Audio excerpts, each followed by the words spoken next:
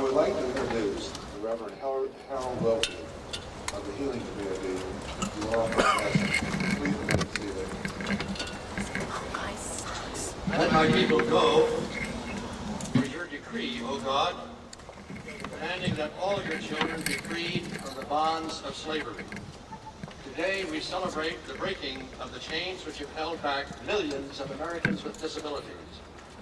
Today we celebrate the granting to them of full citizenship and access to the promised land of work, service, and community. Bless this gathering, this joyous celebration. Bless our President as he signs the Americans with Disabilities Act, and strengthen our resolve as we take up the task, knowing that our work has just begun. Bless the American people and move them to discard those old beliefs and attitudes that limit and diminish those among us with disabilities. Our prayer is in your name, O God, whom we call by many names, the God and Father of our Lord Jesus Christ, Allah, the compassionate and merciful one, the God of Abraham, Isaac, and Jacob, and of Rebekah and Sarah and Ruth, the ground of all being, the infinite source of love and light. Amen.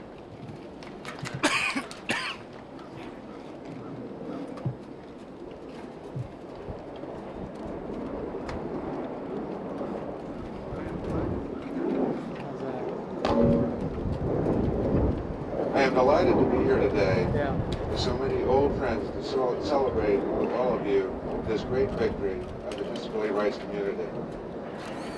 So many people worked tirelessly to develop the Civil Rights Bill in the administration, in Congress, and in the disability community. Justin Dart, Sandy Perino, Pat Wright, and Arlene Mayerson. But all of you from the grassroots, and many who could not be here today, are responsible for all the success of this effort. Without the steadfast support of one man, this bill would not have become law. I have been witness to his commitment to disability rights for over 9 years. Like Abraham Lincoln, he had the political courage to support an unpopular idea. He had the wisdom to insist that we move into the 21st century and welcome all Americans into the mainstream. Today, he will sign the most important civil rights legislation of the last quarter of a century. I have the great honor of introducing to you the foremost member of the disability rights community, our good friend, the President of the United States, George Bush. Thank you so much.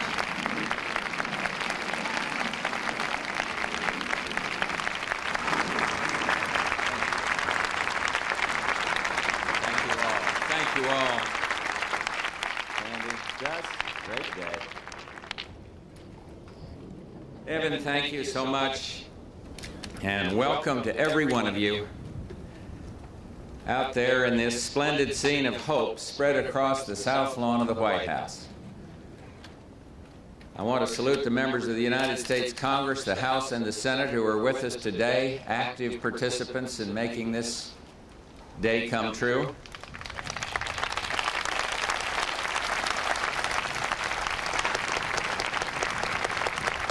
And this is indeed an incredible day, especially for the thousands of people across the nation who have given so much of their time, their vision, and their courage to see this act become a reality. You know, I started trying to put together a list of all the people who should be mentioned today. But when the list started looking a little longer than the Senate testimony bill, I decided I better give up, or that we'd never get out of here before sunset. So even though so many deserve credit, I will single out but a tiny handful, and I take those who have guided me personally over the years. Of course, my friends Evan Kemp and Justin Dart up here on the platform with me.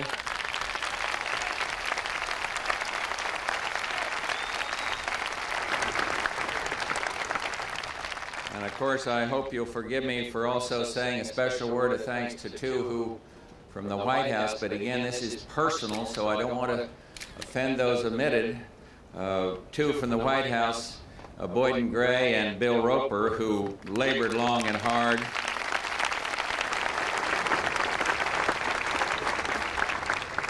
And I want to thank Sandy Perino, of course, for her leadership. And again, it's very risky with all these members of Congress here who work so hard, but I can say on a very personal basis, Bob Dole has inspired me.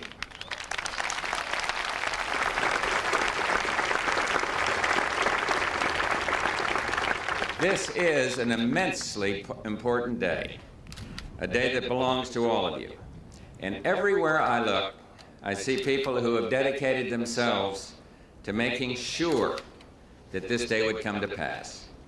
My friends from Congress, as I say, who work so diligently with the best interest of all at heart, Democrats and Republicans, members of this administration, and I'm pleased to see so many top officials and members of my cabinet here today who brought their caring and expertise to this fight.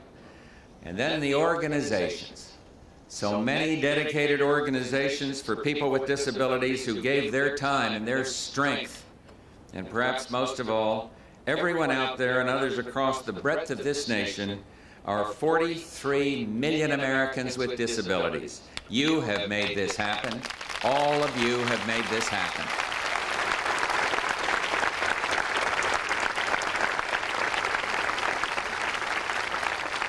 And to all of you, I just want to say your triumph is that your bill will now be law, and that this day belongs to you. And on behalf of our nation, thank you very, very much.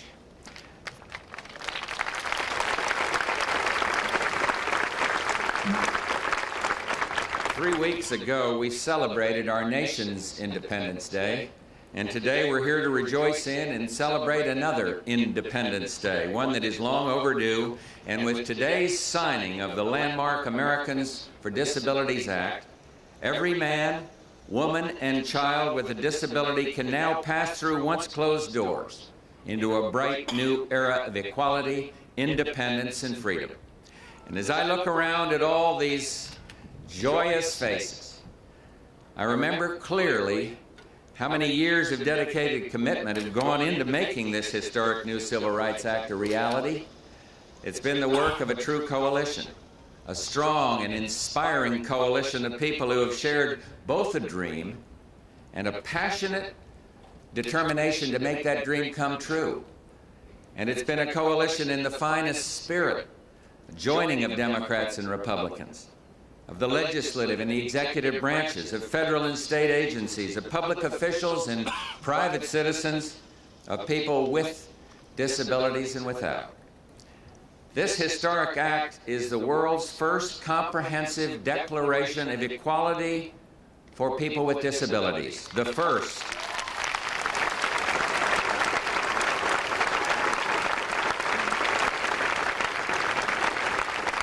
And its passage has made the United States the international leader on this human rights issue.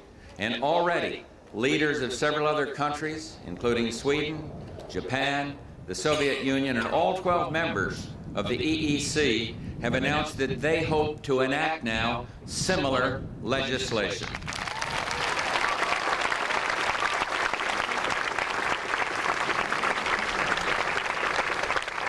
Our success with this act proves that we are keeping faith with the spirit of our courageous forefathers who wrote in the Declaration of Independence. We hold these truths to be self-evident, that all men are created equal, that they are endowed by their Creator with certain unalienable rights. And these words have been our guide for more than 2 centuries as we've labored to form our more perfect union. But tragically, for too many Americans, the blessings of liberty have been limited or even denied. And the Civil Rights Act of '64 took a bold step towards righting that wrong, but the stark fact remained that people with disabilities were still victims of segregation and discrimination, and this was intolerable. And today's legislation brings us closer to that day when no Americans will ever again be deprived of their basic guarantee of life, liberty, and the pursuit of happiness.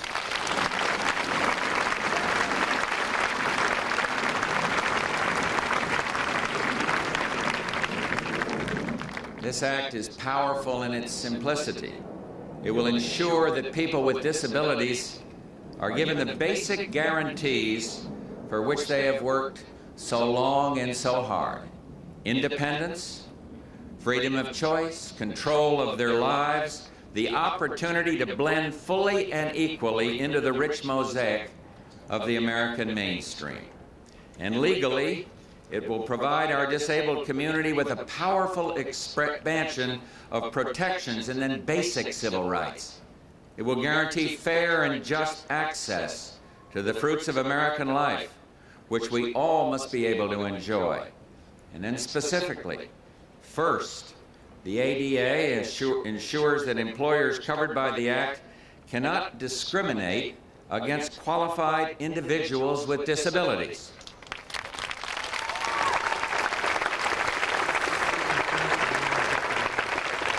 Second, the ADA ensures access to public accommodations such as restaurants, hotels, shopping centers, and offices.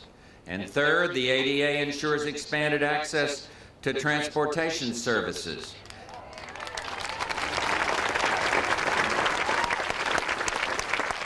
And fourth, the ADA ensures equivalent telephone services for people with speech or hearing impediments.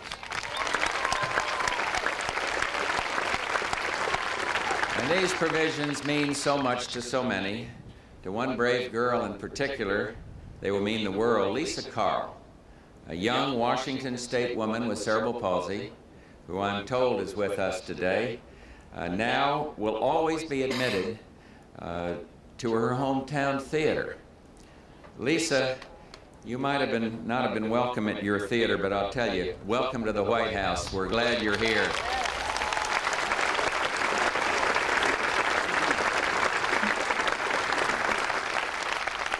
The ADA is a dramatic renewal, not only for those with disabilities, but for all of us, because along with the precious privilege of being an American comes a sacred duty to ensure that every other American's rights are also guaranteed.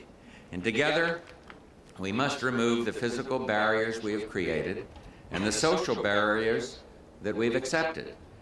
For ours will never be a truly prosperous nation until all within it prosper. And for inspiration, we need look no further than our own neighbors. With us in that wonderful crowd out there are people representing 18 of the daily points of light that I've named for their extraordinary involvement with the disabled community. We applaud you and your shining example, and thank you for your leadership for all that are here today.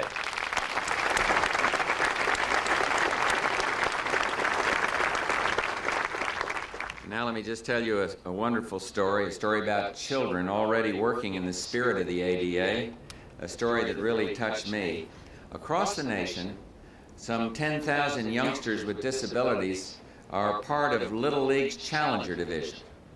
And their teams play just like others, but, and this is the most remarkable part, as they play, at their sides are volunteer buddies from conventional Little League teams. And all of these players work together. And they team up to wheel around the bases and to field grounders together, and most of all, just to play and become friends. We must let these children be our guides and inspiration. And I also want to say a special word to our friends in the business community. You have in your hands the key to the success of this act, for you can unlock a splendid resource of untapped human potential that, when freed, will enrich us all. I know there have been concerns that the ADA may be vague or costly or may lead endlessly to litigation, but I want to reassure you right now that my administration and the United States Congress have carefully crafted this act. We've all been determined to ensure that it gives flexibility, particularly in terms of the timetable of implementation, and we've been committed to containing the costs that may be incurred. This act does something important for American business, though, and remember this. You've called for new sources of workers. Well, many of our fellow citizens with disabilities are unemployed, they want to work, and they can work, and this is a tremendous pool of people.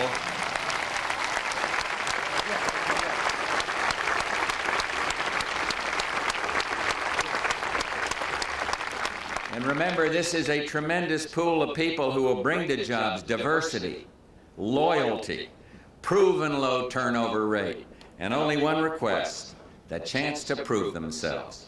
And when you add together federal, state, local, and private funds, it costs almost $200 billion annually to support Americans with disabilities, in effect, to keep them dependent. Well, when given the opportunity to be independent, they will move proudly into the economic mainstream of American life, and that's what this legislation is all about.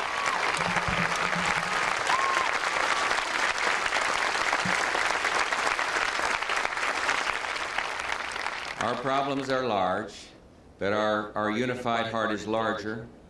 Our challenges are great, but our will is greater. And in our America, the most generous, optimistic nation on the face of the earth, we must not and will not rest until every man and woman with a dream has the means to achieve it. And today, America welcomes into the mainstream of life all of our fellow citizens with disabilities. We embrace you for your abilities and for your disabilities, for our similarities, and indeed for our differences, for your past courage and your future dreams. And last year, we celebrated the victory of international freedom. Even the strongest person couldn't scale the Berlin Wall to gain the elusive promise of independence that lay just beyond. And so to get together, we rejoiced when that barrier fell. And now I sign legislation which takes a sledgehammer to another wall, one which has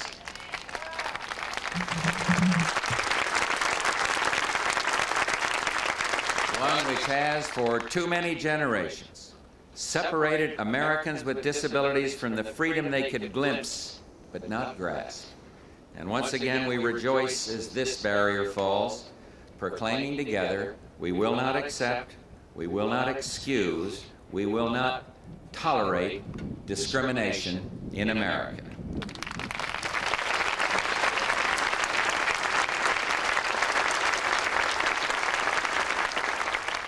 And with again great thanks to the members of the United States Senate, leaders of whom are here today, and those who work so tirelessly for this legislation on both sides of the aisle, and to those members of the House of Representatives with us here today, Democrats and Republicans as well, I salute you.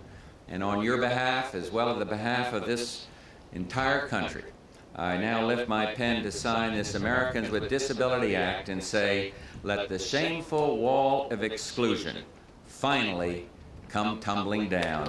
God bless you all.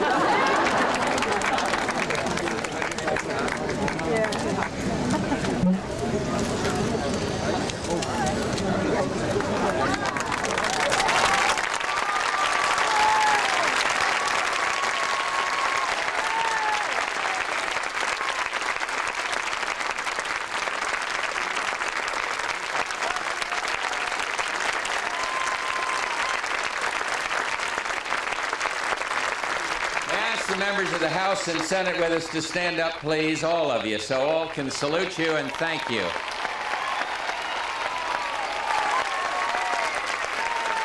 Thank you all. Well done.